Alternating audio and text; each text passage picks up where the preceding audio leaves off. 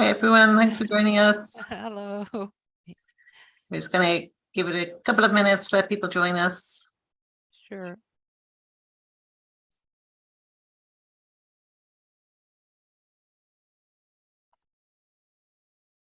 This is our fancy new logo. Great.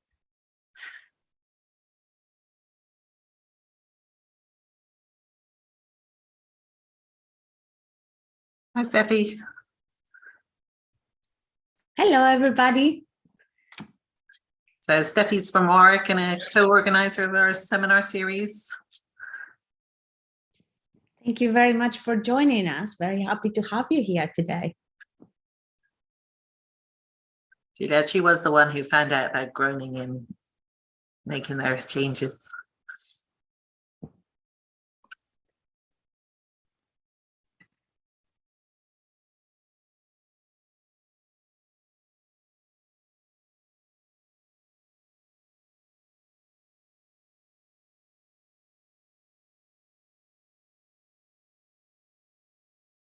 Okay, it's 15:01, so I'm going to get going because an hour goes past very quickly at these sessions.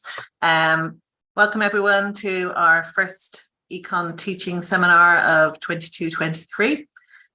We must be into our third year of these now, fourth year, who knows. But we're very excited to be kicking off the session talking about how mobile careers in teaching track, teaching focused jobs, however you want to put it, or education focused roles in economics are, or general education focused roles. And the reason why I'm saying however you want to put it is sort of part of the issue that things are called different things in different institutions and in different countries, which makes the idea of looking for a job somewhere else a bit more complicated.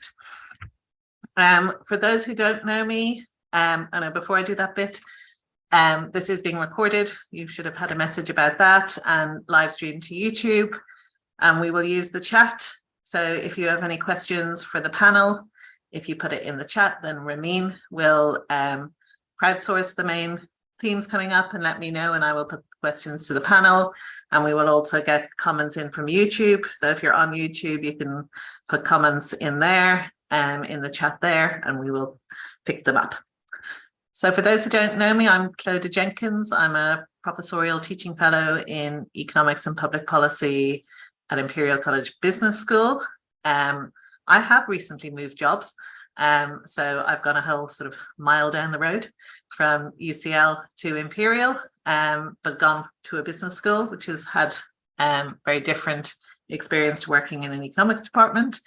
And one of the reasons why we decided to host this event at this point in time is I'm a member of the EEA Education Committee and the Royal Economic Society Education and Training Committee. And this discussion about, hang on, there's a clear job market in research posts. We have one in America, we have one in Europe, but it's less clear how it works for more education focused roles. Some institutions advertise both in the job market, some don't. And also the timings can be very different through the year. And also what institutions are requiring varies a lot. So we thought it'd be useful to find 3 willing volunteers from 3 different institutions and countries who've either moved roles within an institution or moved across institutions or a bit of both. So what we're going to do is, I'm not going to introduce the panelists because my first question is to get them to introduce themselves.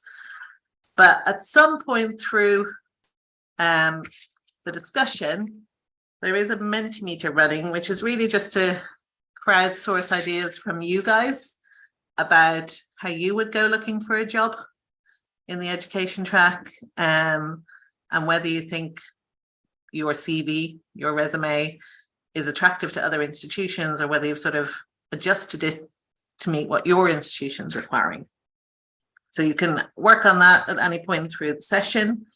And in the meantime, I'm going to, first of all, ask Juliet to introduce herself and briefly explain her career journey including why she's got more of a teaching or education focus in her role. Good, thank you, Clodagh. Hi, everyone. My name is Juliette de Wit. I'm currently in an academic education tenure track, which is a bit of a novel role to me. I started this September.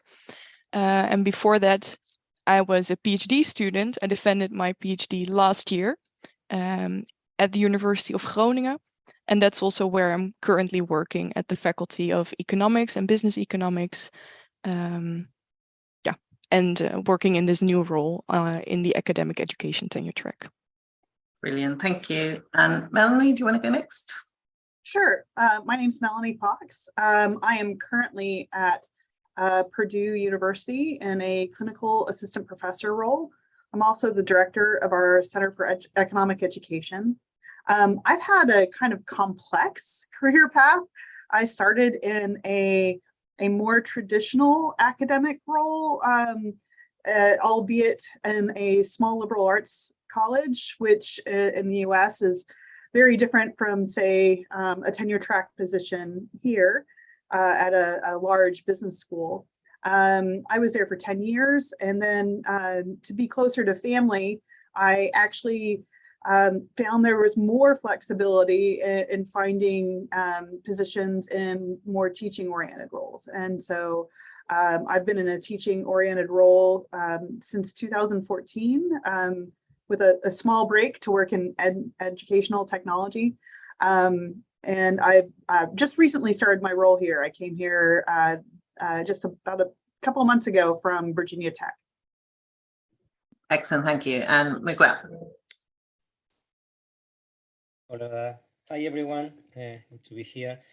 So my name is Miguel Flores. I'm currently an assistant professor in economics at the School of Business in the National College of Ireland.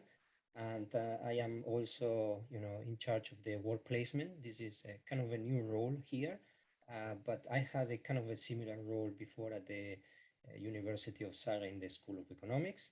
And previously I worked at the Center for Competition Policy and the University of East Anglia. So I have moved from different roles and now to a different country. That's it for the moment. Thank you, all of you. So hopefully, as an audience, you're hearing we have a wide range of experiences across only 3 people, and there are many people who've moved around like this. So Melanie, can you maybe kick us off by explaining, how you explain your job to another economist or another person, and how you distinguish it from maybe what might be considered a standard academic economist? The way I distinguish my job to other economists is that I am a teaching specialist, that the bulk of my energy and focus and research is on developing effective teaching techniques for the classroom and delivering those techniques and training future classroom educators to also be excellent teachers. So I emphasize that, in a way that they can understand that, economics is about specialization and trade, and that I do what my comparative advantage is in, which is teaching. So I also emphasize that doesn't mean I don't do any research. It just means that the bulk of my energies are focused on the classroom. Excellent, very nice. I think we should all record that and write it down. Miguel, how about you? Yeah, I think, well, my role is slightly different in the sense that I have, as a part of my role as a kind of the director for the work placement program, it's like a more management role in addition to, teaching and research. So that's probably the main difference. So, but I think, over the years, I have been lucky to be able to fit and combine this new aspect of the standard role for an economist, and I have been able to link somehow my research interest in around higher education with the work placement program, So I think that makes my role and my current position a little bit different from the standard. Thank you. And Juliette, I guess as a new entrance into this track, how do you explain it to people?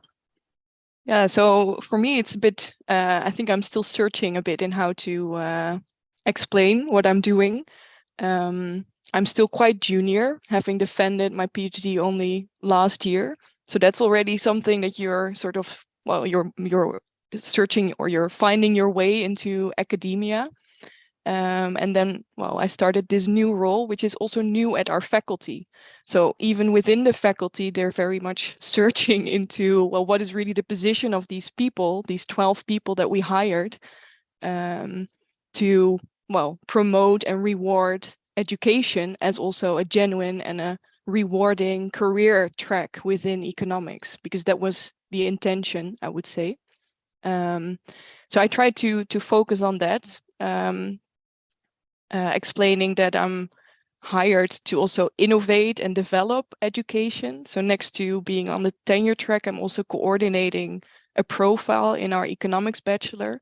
So it's not just on the course level, but it's also more on a program level, and hopefully also inspiring colleagues, right? So there are many colleagues here at our department that have a more research focused job, and they often also tend to maybe spend more time on research and less time on innovation in econ teaching.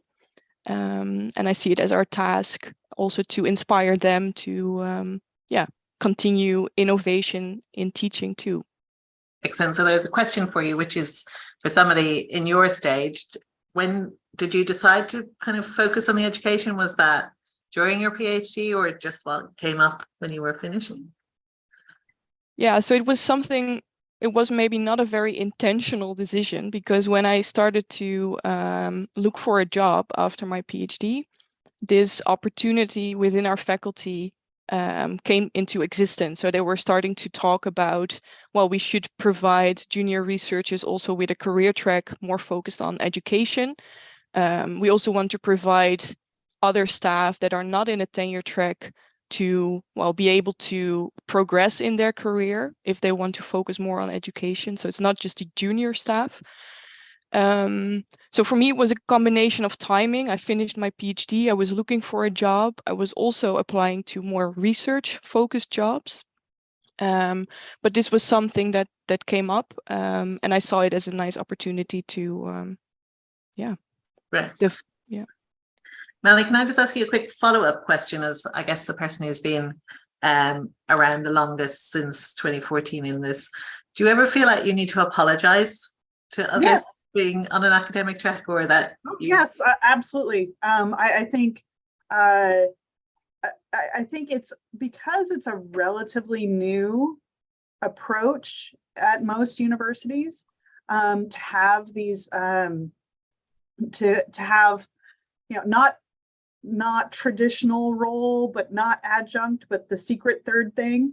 I think because it's relatively new, that a lot of people just don't understand it. And there is a lot of questioning about why you would choose that, or an assumption that it was just a default. And yeah, I absolutely sometimes feel like I have to explain what it is I do and why I do it, and justify it in a sense. Yeah, I think that's quite common. It's the feeling that you have to, in contrast to other people, maybe justify why you've made a conscious choice or not. It just might be an opportunity that came up in an institution or whatever. I'm going to go back to Miguel, and we are conscious that Miguel's microphone isn't as loud as the rest of the women. So you might need to turn your volume up on your computer for him. So as you mentioned, Miguel, you've moved from UEA and Surrey as a senior teaching fellow. Now you're associate professor at National College of Ireland, which so how easy or hard did you find it to sort of explain your experience moving across slightly different roles and institutions and countries? Yeah, it has been challenging, I think, in both situations. So when I was more in the research type of contract at UA, I wanted to do teaching. This is something that I always try to do. It doesn't matter what job I was in. But because of my visa restrictions, it was very attached to the type of contract I had. So the HR department told me, "Oh, sorry, you cannot teach because of visa restrictions." So when I went to the interview for a teaching fellow position at the University of Surrey, I had to explain a little bit, and it was a little bit challenging to explain to someone that because of visa restriction I couldn't teach and so on. So that was a kind of the challenging. And then when I applied to the role that I have now as an assistant professor in economics, I had to, explain, okay, why I didn't have a research agenda that looks like the standard, stream. So those were the main challenges that I face in these two, different type of contracts. So just to understand, in Ireland, in the National College of Ireland, is there a teaching fellow track, or it was more that there was a management role? That's the name of the position is the same, but we have some colleagues that focus purely on teaching and managerial role, like program directors. Some other colleagues that have a combination of the teaching and research side, and myself that I have a combination of teaching, research on higher education, and also the management aspect of the work placement. So there are different categories within the same name. We don't make the distinction here about where it is a teaching focus or not, but in the practicalities, yes, there are different roles. okay. Thank you. I'd never shut you up, Steffi. Melanie, can I just pick up sort of link to what Miguel's just been talking about, Steffi's question around, and I guess given that you've moved most recently, what you found the most challenging thing to explain in your application about your experience? Before I comment, before I answer that, I just wanted to call on what Miguel said. The position I was in previously was a very similar role, where my position, the description of it was in a teaching oriented role, but I was also in a more administrative position. And I think that's an aspect of a lot of these teaching positions that's overlooked and that's growing, is that there is a lot of room for growth into more administration roles that I don't think people are aware of. In terms of communicating, to go back to your question, in terms of communicating my strengths for this position here, I don't know if it was terribly challenging, but then again, I've been in a similar role for quite a while. I think the first time that I applied, going from a tenured position to a more teaching oriented position, I think the biggest difficulty I had initially was convincing a hiring committee that this is actually what I wanted to do. I think in a lot of respects, our skills speak for themselves through things like our teaching evaluations and letters of recommendation and things like teaching awards. I think communicating why you are interested in a position like that, for me was the most challenging. And having been on the other side of that, on a hiring committee as well, it is something that hiring committees look at. Whether nobody wants to feel like they're only applying for this as like a safety position. They want somebody who is actually dedicated to that role and wants to put their full energy into it. Thank you. So Juliette, obviously you haven't applied to lots of jobs yet, but it'd be interesting to know a bit of background on the I guess Groningen's choice, as far as you know, that to introduce the academic education track, but also how you're trying to work through what's the difference between the research track and the education track, both being classified as academic, which I think is very nice and very rare in many institutions. Yeah, of course. So I don't really know how this is in other countries, but in the Netherlands for I think a couple of years now, there is a discussion. So not just in Groningen, but also at different universities in the Netherlands about work pressure. There's a very high work pressure in terms of teaching. So there are lots of students coming to the Netherlands, and generally the staff is quite pressured in terms of catering to all these students. And well, sort of alongside that, there is a movement or a discussion about, well, we should have a broader rewarding system, because typically people working at the university, they are rewarded and recognized for their publications. And people see that that's perhaps not really fitting to all different kinds of contracts and researchers and staff that are working at universities. So some might be willing to focus more on education or do any other kind of management tasks. And we want to reward those staff as well. So I think that's the context where this academic education tenure track was, came from.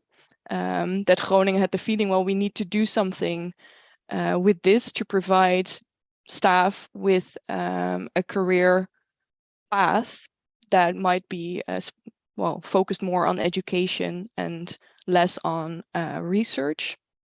So that's, I think, the context where Groningen decided to make this move. And in terms of similarities and differences, so then it would be, I think, a comparison to a normal tenure track, as they say it. So that's also still something which is a bit difficult, right? An academic education track versus a normal tenure track. That's very much has to do with, let's say, the article influence scores of your publications. So for a normal tenure tracker, they need to have a certain number of publications in top journals in economics, versus for us, this criteria is a bit less strict. So the article influence score can be a bit lower, but still you need to publish. And on top of that, this role of sort of innovation and development at the course and program level is something that they want to take into account in your career progression. So these criteria are still quite vague, right? So how are you? But that's the idea. And in terms of publishing, is it generally in your economics discipline, or is it in economics education, or either? Either. Yeah, so they're trying to, I would say, to motivate the people in the academic education tenure track to also develop themselves in terms of econ conferences, maybe publications, workshops. But this is something that I think the staff working here at the department, so professors and more senior staff, has very little experience with. So I'm curious to see how they're going to, what they're going to do about that. Okay, I'm just going to stay on the theme of scholarship because there's quite a bit coming up in the questions. So either Melanie or Miguel,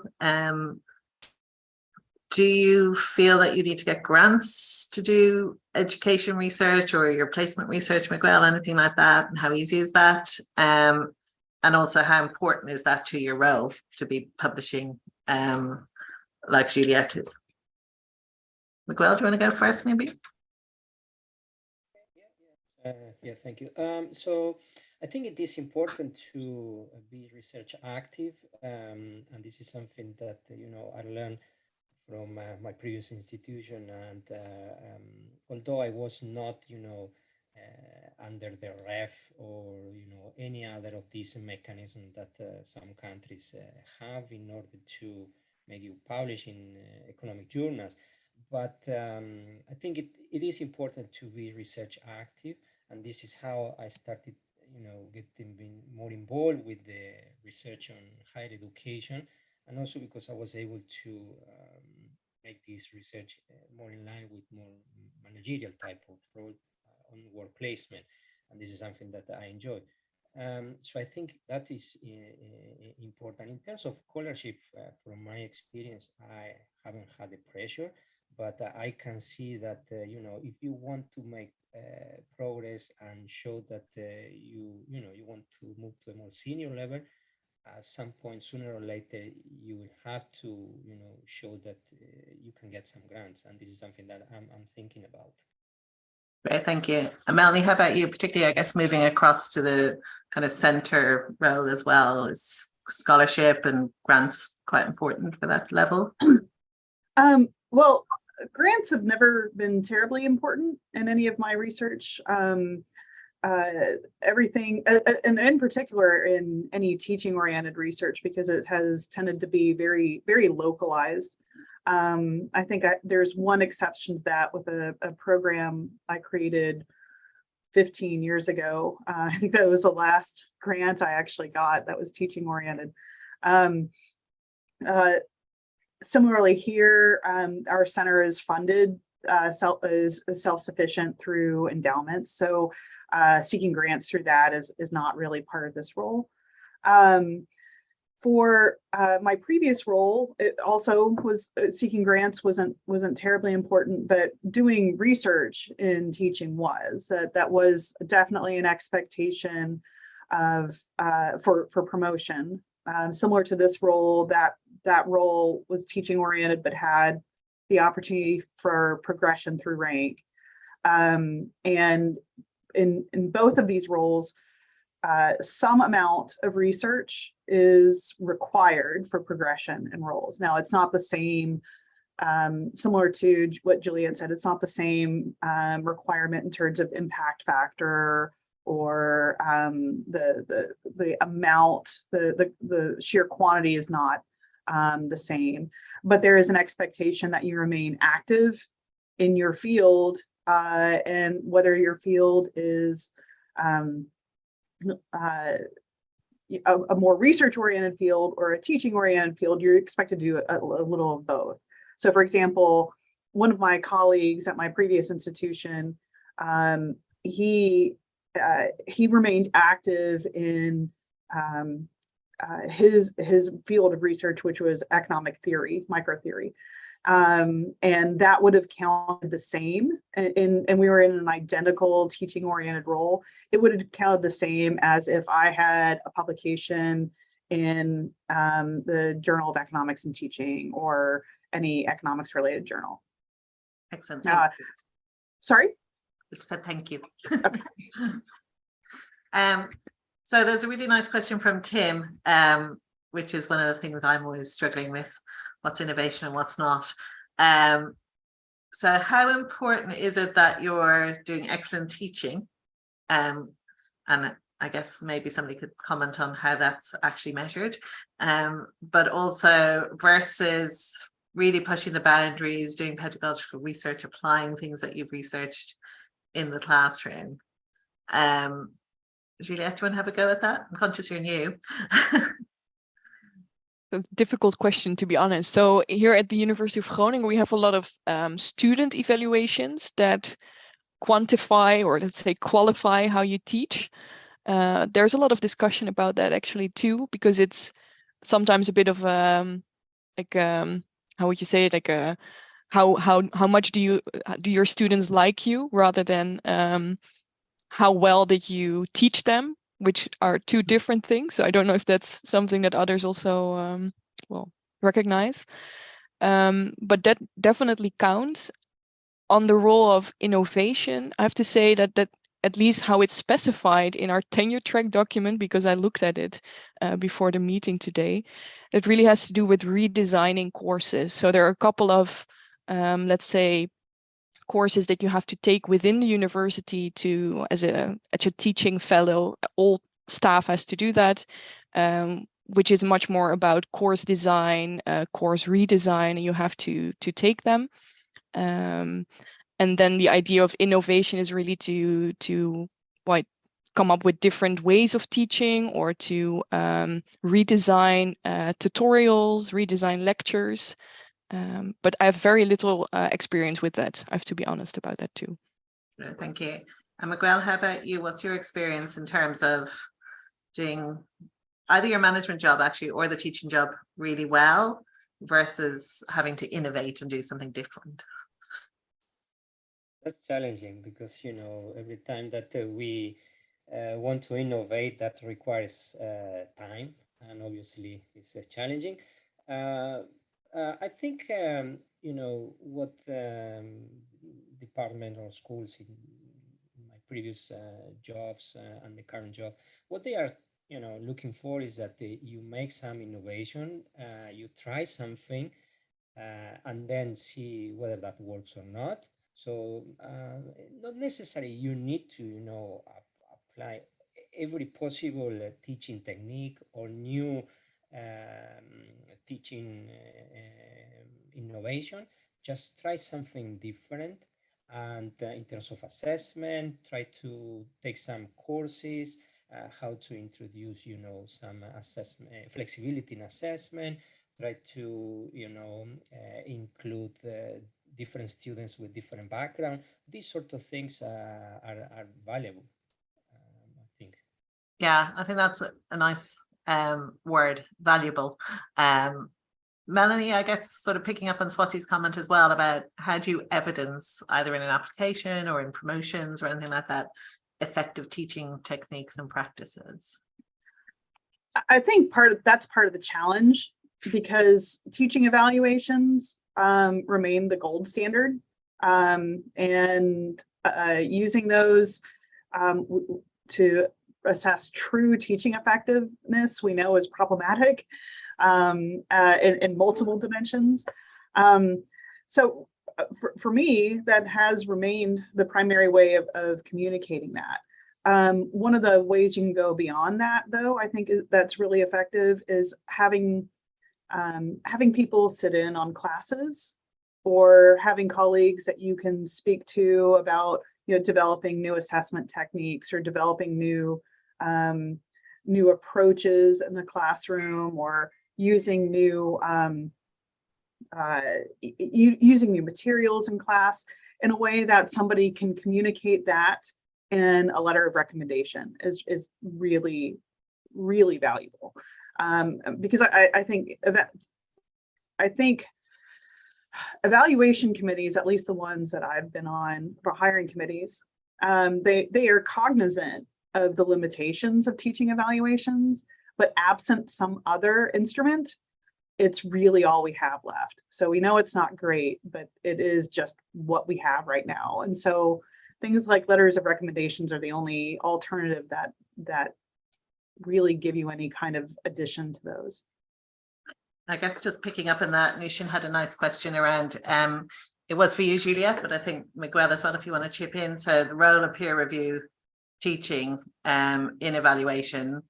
And I think the nice point in Nushin's is whether, it's a mix of research and teaching academics doing peer review rather than just other teaching academics, or potentially even just other research academics who maybe don't know what to value.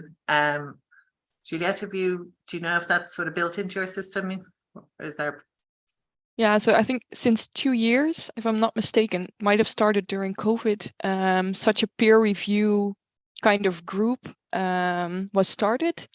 But it's on, well, if you want to join, you can. You even get some hours for this, so that's really great. And it's not something that is targeted at PhDs or at research or education staff only. So it's a mixture. So if everyone who is interested can join.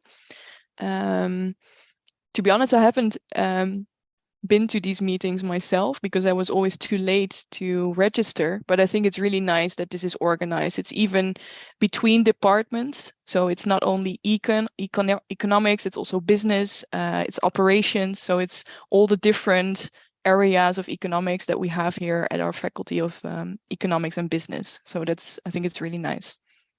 That's really interesting. I've literally been in a meeting yesterday talking about doing something similar at our business school. Okay. Miguel, any experience of peer review or the value of it? So I think it can be done with other colleagues. So in order to, see what other people are doing in terms of their teaching, whether they can, take some examples, some insight to apply to their own teaching. Then I also had a kind of peer review, but where people from the higher education department was involved. So I think it was important. And then I also had a kind of, when I had a teaching assistant that were mainly PhD students, so I had to do this kind of myself, and then go to their tutorials, and then kind of meet with them to provide some feedback. So I think these are kind of standard things that many institutions are trying to adopt in order to get some insight from other colleagues or from people from other departments that can bring a different view. Thank you. A couple of minutes ago, Juliette mentioned the magic word hours, and getting hours to join your peer review group. So Peter had a good question about if you're taking on leadership roles or admin roles or service roles, whatever you call them in your institution, does that hold you back from doing your research or even having the time to innovate in your teaching at all? Melanie, do you want to say something about that? Yeah, most definitely.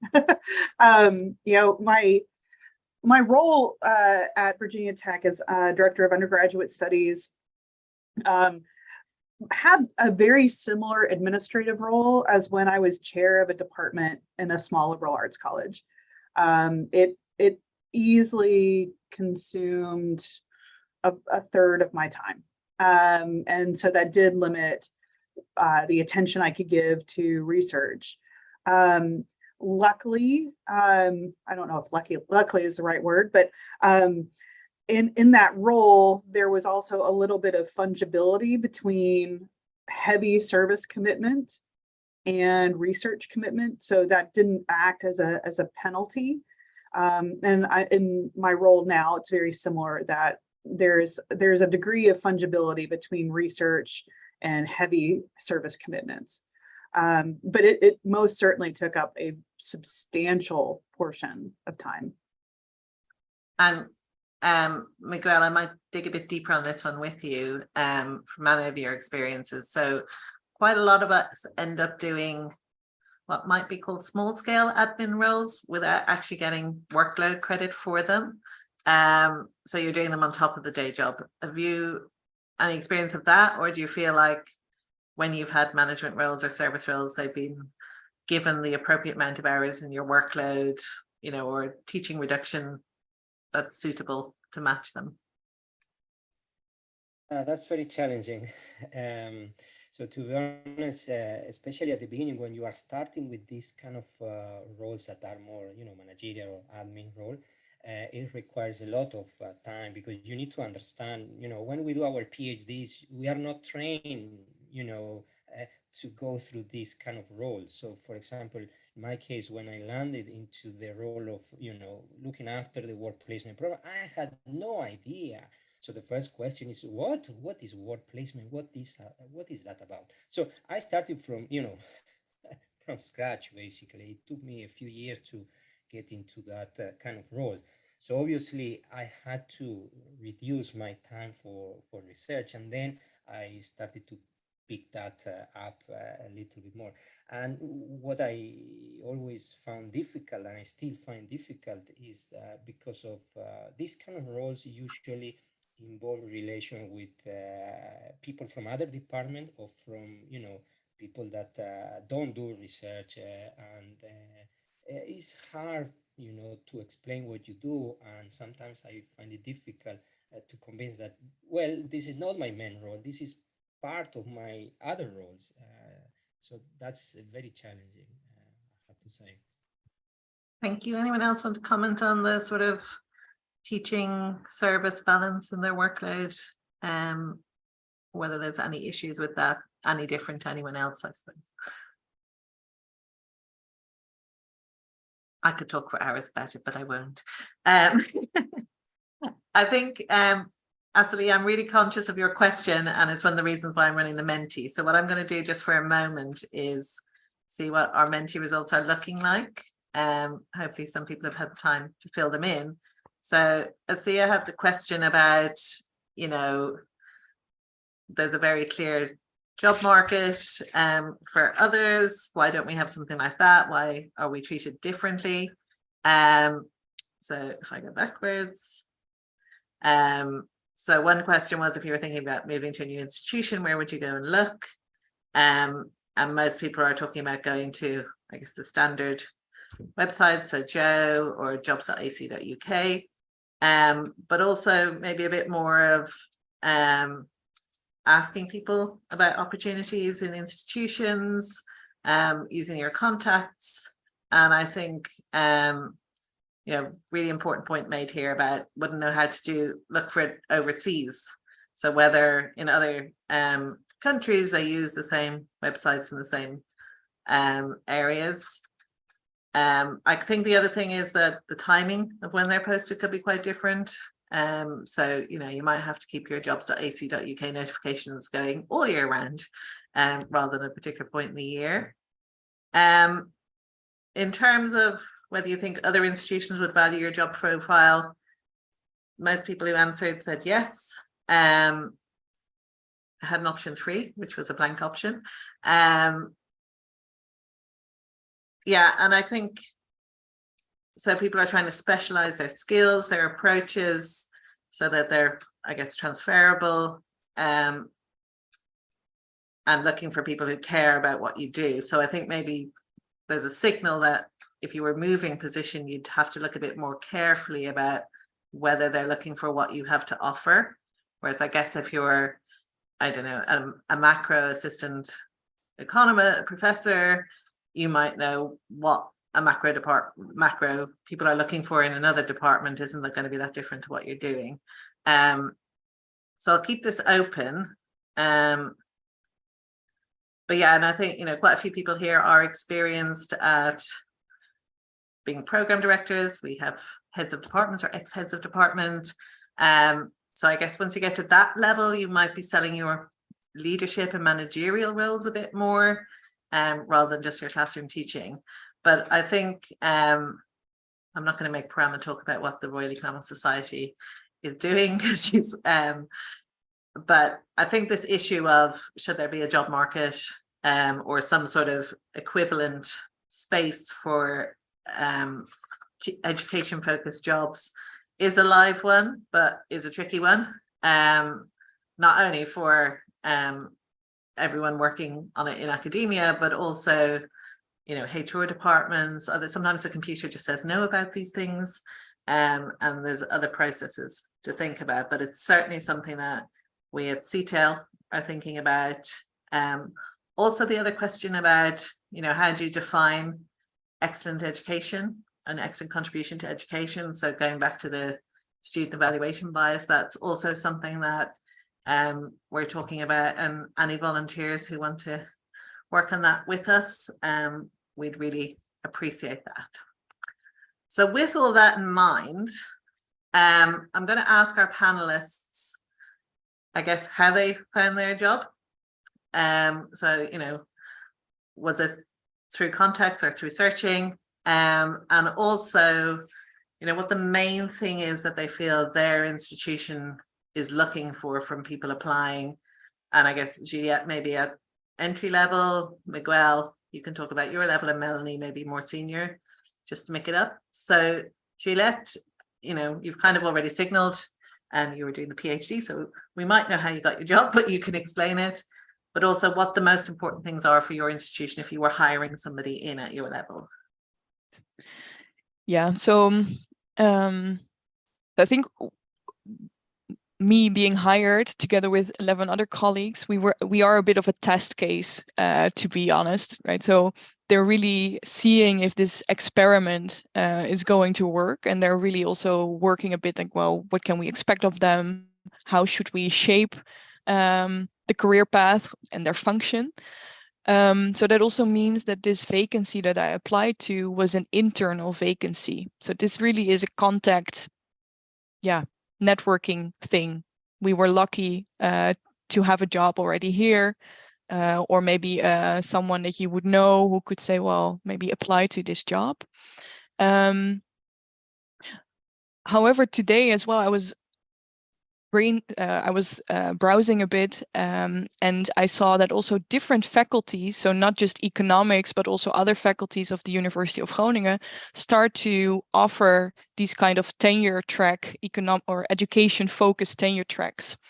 And there typically it's really focused on that you should be able to demonstrate, well, you should hold a PhD, but definitely also an interest in education, as well as the motivation to contribute to innovative course and program design. And this is not something that you should have been able to do already during your PhD or previous job, but you should demonstrate some kind of motivation and well, maybe inspiration to do so.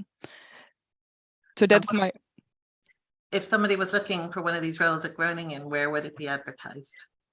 So that's a very good question. So this is something that I actually found just on the RUG website. Maybe I can check if this is something that you find on Dutch career websites, like academia websites, where job postings are posted. That would be great to know. But I think, yeah, some places I think just do their institutional, and some do use the posts. Miguel, how about you? How did you go about looking for a new role when you moved country? So in my case, they were looking for someone with the teaching experience that shows some innovations in the teaching.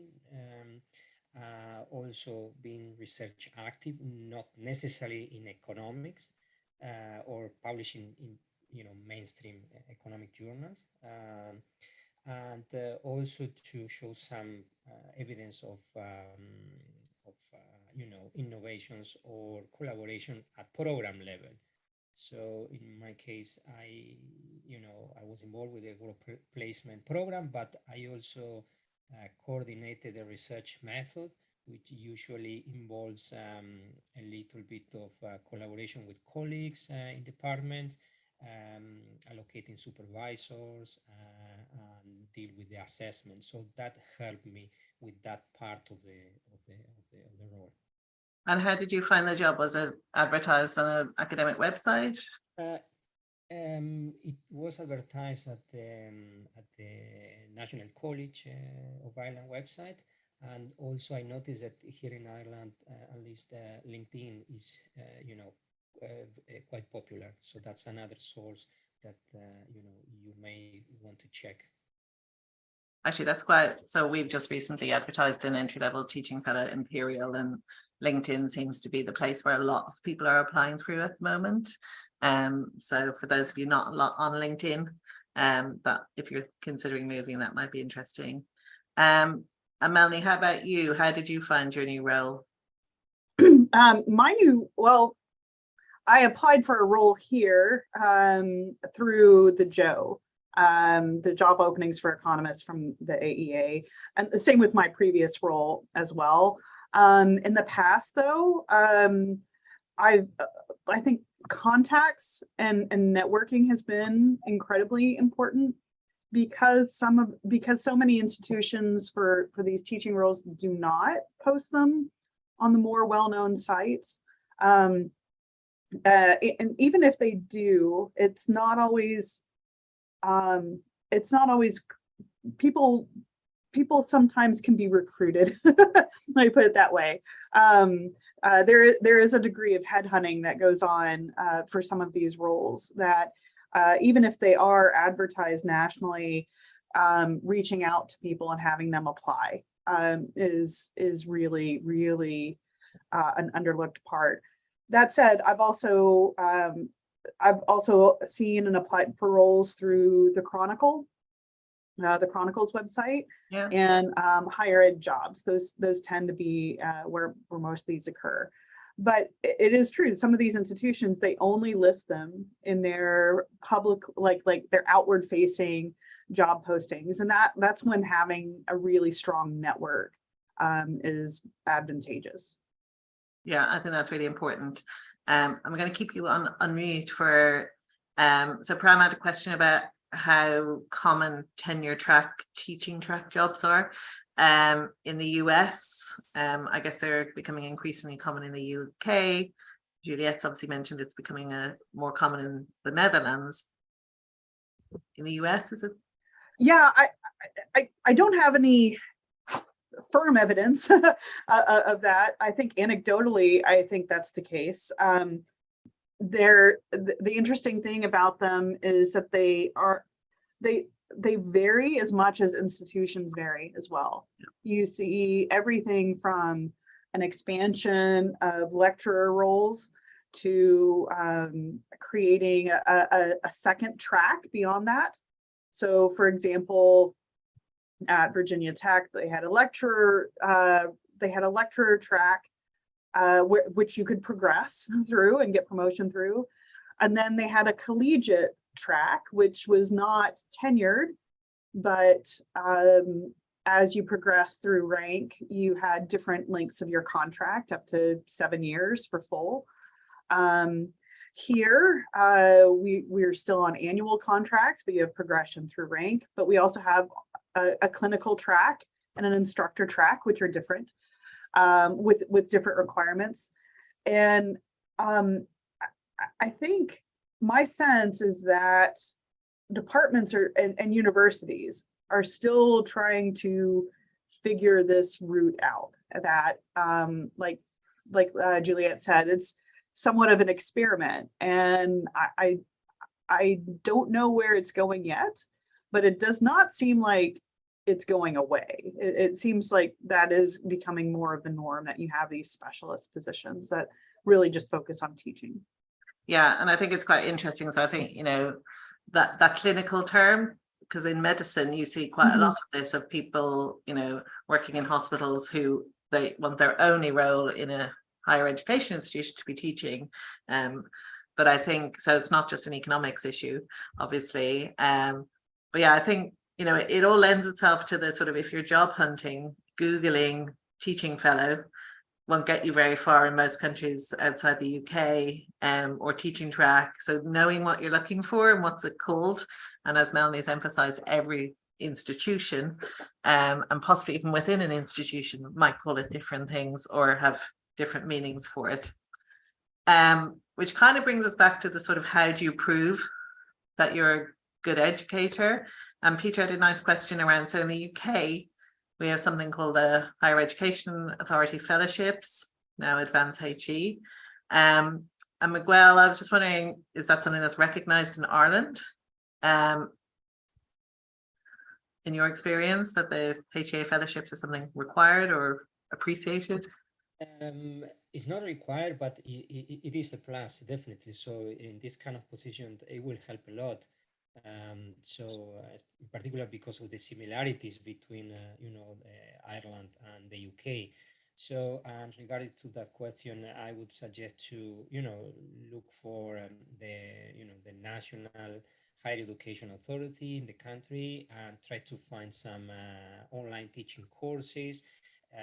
For example, here in Ireland, I found out that there is kind of a good place that is called the National Teaching Forum. So there is a lot of discussion there, people across different universities that are involved from the higher education sector. And I did a couple of online courses, and that was kind of a plus for me. Yeah. Excellent. And Juliette, how about in the Netherlands? Is there sort of a professional certification for education or anything similar? Not really. So we have these, let's say, within university courses that you need to take and fulfill at some point in your career, which is called a university teaching qualification and a senior university teaching qualification.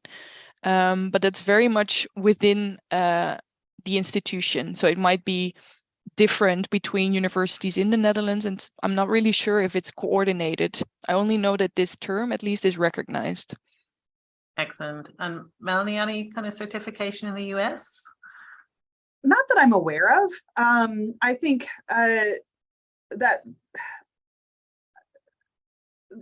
that's more at the institutional level. Some PhD programs have instituted their own teaching certificate. I know we did at Virginia Tech. Some places are requiring some of their PhD students to take some sort of evidence that, or take some sort of course that shows that they've got some exposure to pedagogy. But that it's really all over the place right now. There's no formal national system. Okay, I can see Christian sitting there. So Christian runs the education training for the Economics Network. So Christian, there may be demand across the world for more education training and, you know, standardized certificates and stuff, because you have all that spare time that you can do that in. Ramina, I'm losing track of the chat. Is there anything I've missed? No? Okay. So I had a wrap-up question and I'm going to try and find it now. Yeah, so Melanie, I might start with you. What's your, 30-second, 1-minute advice to someone who's thinking about moving, about how they should develop their resume or their CV? And again, maybe at your level. So at my level, which is really like mid-career for a teaching track position, is really to start thinking about how you want the remainder of your career to go, and start focusing on building skills for that and showing evidence of that on your vita. So if you want to move into more administrative roles, seeking out more opportunities that show that you've got the capacity to develop those skills at the very least. So for example, taking on more leadership of committees, being on more search committees, those are kind of entry ways to start showing that on your vita. And do you feel that people are given the opportunity to do that? Oh, definitely. I think a universal in departments is not finding enough people willing to serve on committees. And so that's definitely an in, that if you're willing to take a leadership role in that, I think you're going to find a department chair who will accommodate that. Thank you. Juliette, I guess maybe you looking forward, what kind of things do you think you should be doing to get to the next stage? So I've been thinking a bit about this. So one thing that I was, that I would like to do, and maybe also advise people that are in similar stages of their early careers. I don't know if there are any at this meeting today, but one thing that I particularly think is very valuable is to build a network. So not just a network of researchers, but also like-minded people interested in education, because you can share your ideas there. And if people know that you're interested in education-focused jobs, they might also remember you at some point if there is a vacancy or an opportunity.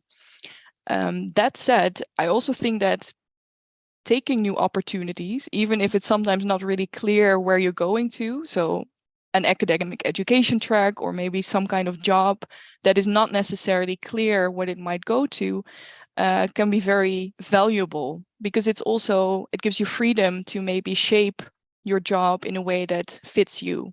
So that's one thing that I would advise, and also to take opportunities to propose novel things, right? Sometimes in a department, I don't know if that's similar in other universities, people are focused on research, might be a bit sleepy in terms of teaching innovation and having to redesign a course another time.